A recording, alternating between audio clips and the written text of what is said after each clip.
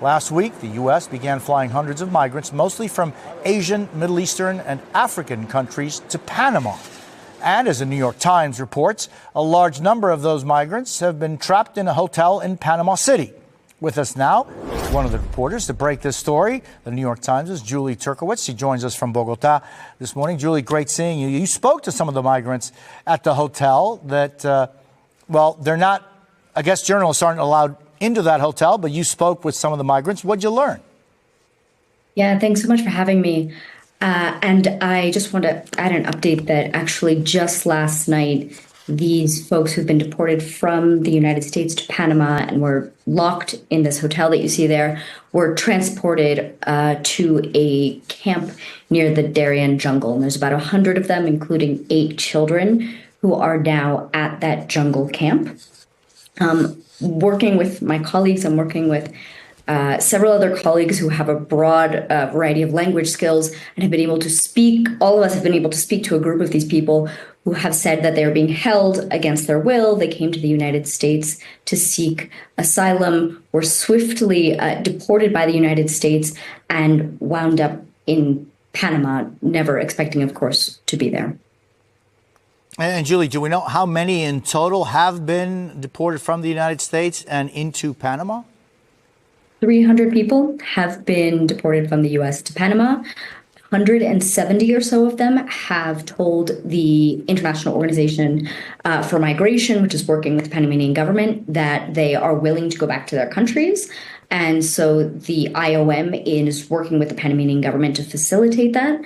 And another 100 or so of them have said, no, we don't feel that it's safe to go back to our countries. And those are the folks who have now been transferred to this camp by the Panamanian jungle.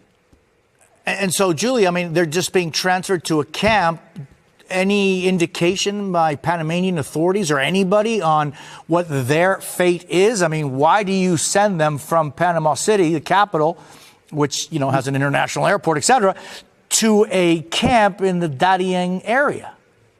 The Panamanian government has said that it was its plan to send some folks to this camp.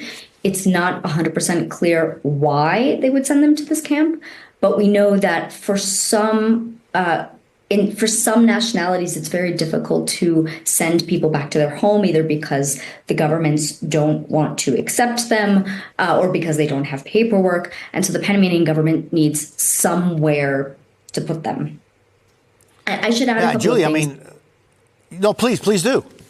Yeah, I want to say that, what this comes from is that, the Trump administration, as so many people know, has made these big promises to deport so many people from the United States, but it really struggles to deport folks from Afghanistan, from China, from Iran for these reasons that we're talking about. And so it has basically created an arrangement with the Panamanian government. The Panamanian government is under intense pressure to please the Trump administration, in which the Panamanian government says, okay, we'll take your most difficult cases. Now, those most difficult cases are the challenge of the Panamanian government, which upon receiving these people has locked them in that hotel, then transferred some of them to this jungle camp.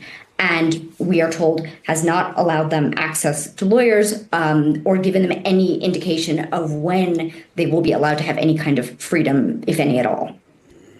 So with all of these realities, is there any law in any country that these human beings can exist under?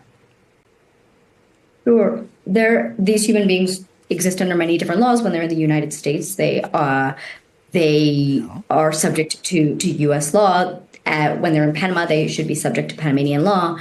In Panama, lawyers tell us that it is illegal to hold people for more than 24 hours without a court order.